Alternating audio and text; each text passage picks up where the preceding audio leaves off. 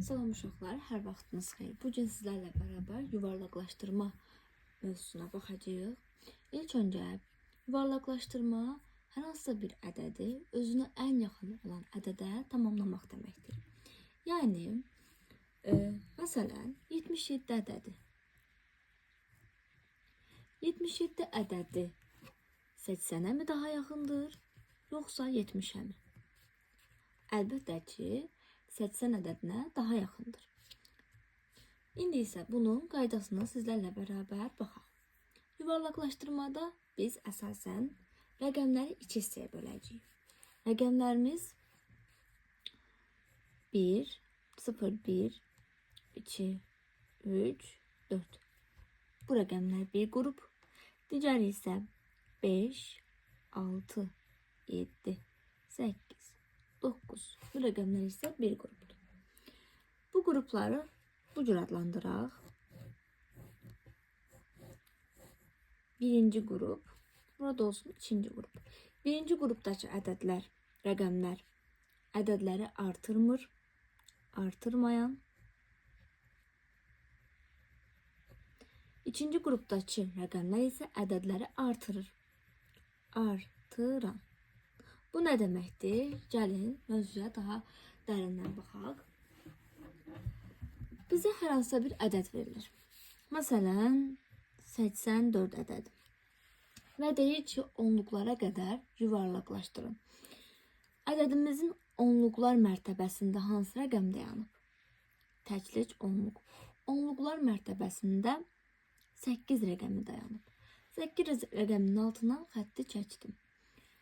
Lakin mən yuvarlaqlaşdıran zaman 8'ə yox, 8'dən sonra gələn rəqəmə baxıram. 8'dən sonra gələn rəqəm hansı rəqəmdir? 4 rəqəmidir. 4 rəqəmi hansı qrupa aiddir? Birinci qrup. Yəni artırmayan qrupa. 4'ün 8'i artırmağa gücü çatmır. Yəni 4 8'i olduğu kimi saxlayır. 4'ün özü 0'a çevrilir. Yəni 80. Deməli 84 ədədi 80'ə daha yaxındır. Daha sonra 79 ədədinə baxırıq.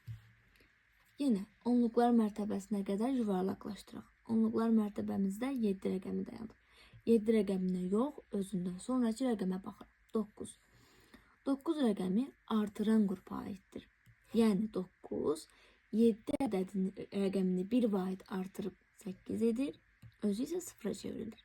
Deməli 79 ədədi 80 ədədinə daha yaxındır. Daha böyük ədədlər üzərində yoxlayaq.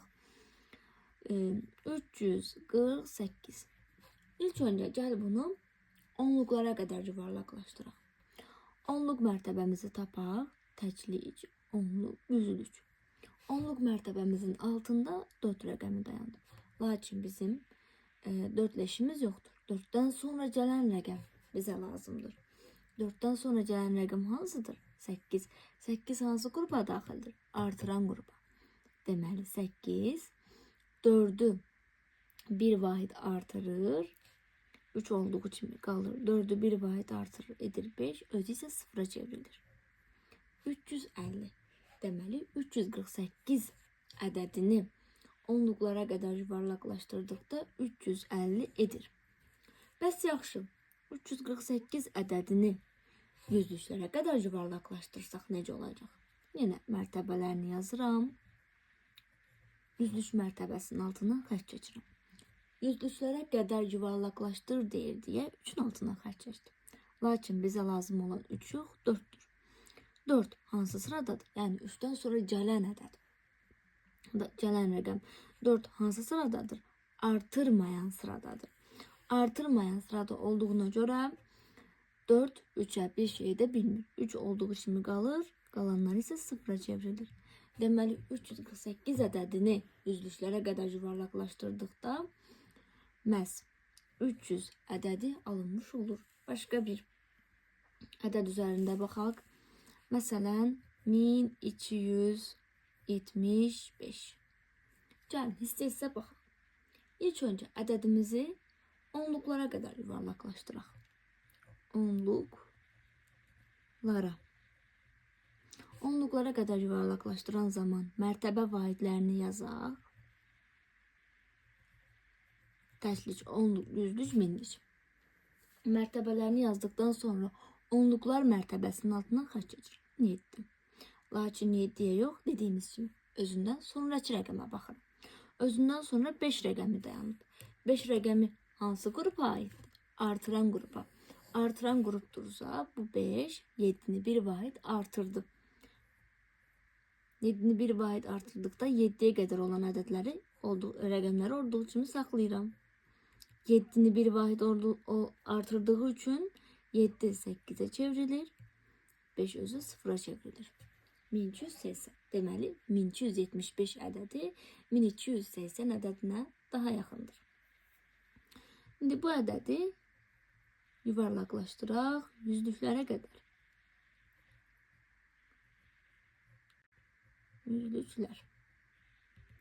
Yüzlüklərə qədər yuvarlaqlaşdırdıqda yenə mərtəbələrini yazaq. Çaşmayaq. Yüzlüklər mərtəbəsinin altında nə dayanıb? 2.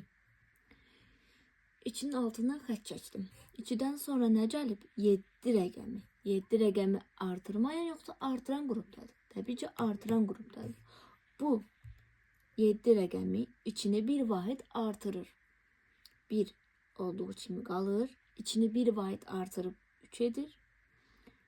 Digərləri isə 0'a çevrilir. Deməli 1275 ədədini yüzlüklərə qədər yuvarlaqlaşdırdıqda 1300'ə yaxın olmuş olur.